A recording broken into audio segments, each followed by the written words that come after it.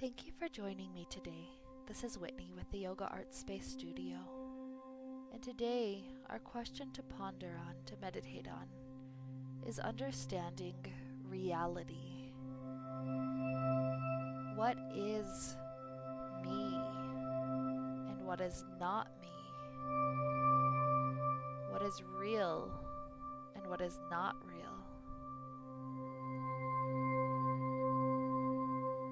Maya is the term given to the illusion of everything that is not real around us that appears to be real. It's that trickster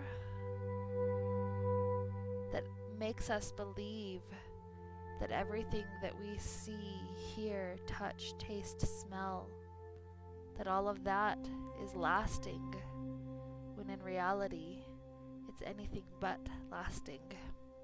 Sometimes, unfortunately, it's disasters and calamities that have to happen that make us realize that the house, the workplace, the building itself that we've always just assumed would be there for us day after day, week after week, may be gone in an instant, in a fire, in a flood.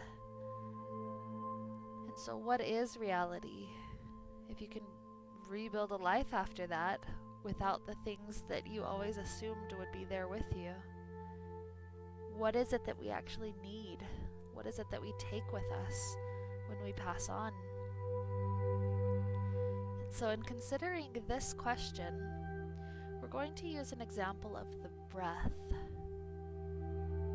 And so as we're sitting here comfortably tall, take a deep breath in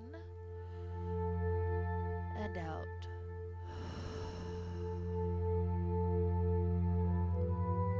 In that breath, we introduced oxygen into our body that did not exist previously. That oxygen that was not us until a moment ago is on its journey to become integrated into the body. Blood cells will travel to the lungs to pick up that piece of oxygen, and then the heart will pump that blood cell to somewhere in the body. Almost every single cell of the body has mitochondria, and mitochondria requires the use of oxygen in order to convert the food that we take in into the energy that the cell needs. And so that oxygen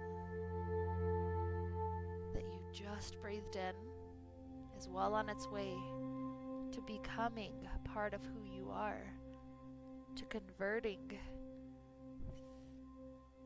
the nutrients into the energy so that you can have enough strength to blink your eyes, to lift a hand, to walk, to run, to do all the things you need to do today. We consider that energy to do what we need to do just a part of who we are. We can't even imagine life without being able to move and have that energy. And so that oxygen is a key ingredient. But if you think about it, before that breath in and out, that oxygen was not a part of who you are. And now it is. Take another deep breath in and out. That carbon dioxide you just breathed out, the very carbon used to be part of who you are. Carbon is solid, it's the structure. But you just breathed it out. So what you previously considered to be who you are just left you. So are you any less than you were a moment ago? No. Are you anything more? No, you feel the same. But imagine the process that that carbon dioxide you just breathed out is about to go through. It's going to travel around the room, eventually outside the building. And one day, that carbon dioxide will come into contact with a plant. And the plant will use that carbon dioxide. And that carbon will become the very building material for the plant. So take a moment to think about that. What used to be your carbon now is becoming the carbon of a plant.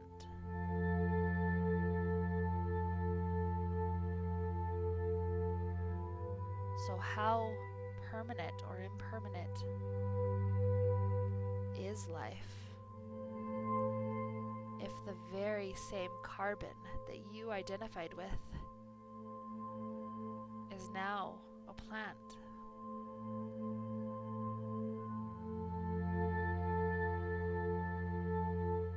And that plant is going to grow and perhaps become food for some other life form. Maybe you're lucky and a fun giraffe comes by and eats the leaf that your carbon was turned into. And so as the giraffe eats the leaf, that very same carbon now becomes part of the giraffe's body. So the same carbon you associated to be you not only transformed into a plant, but now is a giraffe.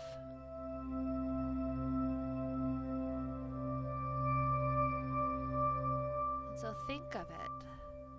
The very cells of your body that you identify, that you constantly, all throughout the day, call yourself as, this is me. Is that really you? Who are you? What is it that makes you who you are?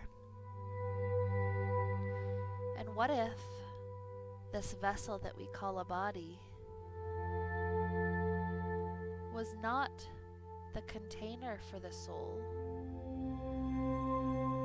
but what if the soul contained the body? What if the soul expanded outside of the body? It was larger than it.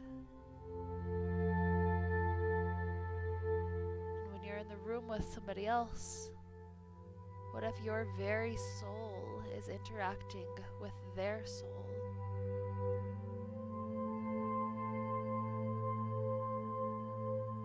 So what is reality? What is the truth? Who are you? What is the part of you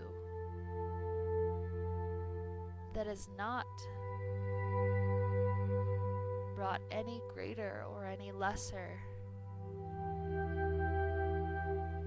by having your carbon and your oxygen change within you constantly?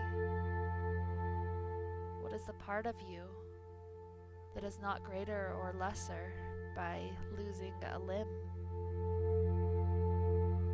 And what is the part of you that continues to exist past all that the senses can detect now, what you can see, hear, taste, touch, smell?